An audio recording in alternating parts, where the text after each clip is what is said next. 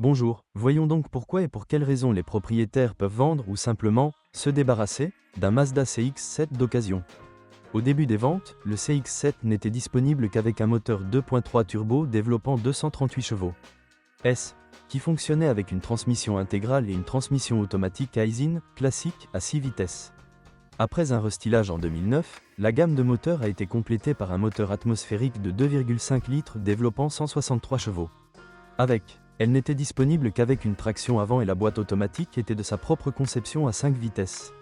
Le moteur turbo étonne par sa dynamique.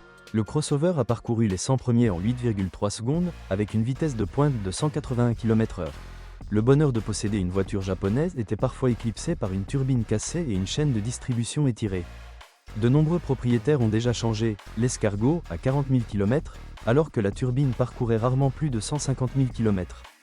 Il est préférable de prendre des pièces de rechange neuves et originales. Il n'existe pas de substitut fiable en vente. Un autre inconvénient d'un moteur turbo est la consommation. Certains propriétaires affirment que leur CX-7 ne consomme pas plus de 15 litres 100 km, ce qui est beaucoup. Il n'y a que 3% de voitures équipées d'un moteur 2,5 atmosphérique sur le marché secondaire.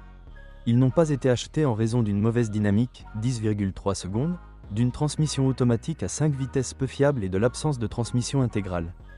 Pendant le fonctionnement, le CX-7 a rapidement perdu la marche arrière car l'un des engrenages planétaires s'est effondré. La transmission automatique n'a pas été conçue pour une telle puissance moteur.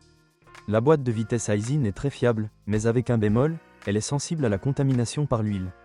Le constructeur n'ayant pas précisé de vidange d'huile dans les règles d'entretien, les transmissions automatiques tombaient souvent en panne. Si vous changez l'huile tous les 50 000 km, vous n'aurez aucun problème.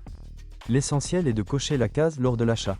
Le châssis pose rarement des problèmes, sauf que les blocs silencieux peuvent nécessiter un remplacement. À propos, ils conviennent aux modèles Volvo et Ford similaires, puisque le CX-7 est assemblé sur la plateforme européenne EUCD. La suspension arrière est multibras, empruntée à la Mazda 3, l'avant est McPherson, dont le donateur était le monospace MPV. Le dégagement du CX-7 est de 210 mm. Vous pouvez facilement vous garer près des bordures de trottoirs, rouler sur des chemins de terre, des chemins forestiers ou de la neige poudreuse jusqu'à 20 cm de hauteur. La voiture tient parfaitement la route, se comporte de la même manière, tourne avec confiance et évite sereinement les bosses au dernier moment, même à grande vitesse.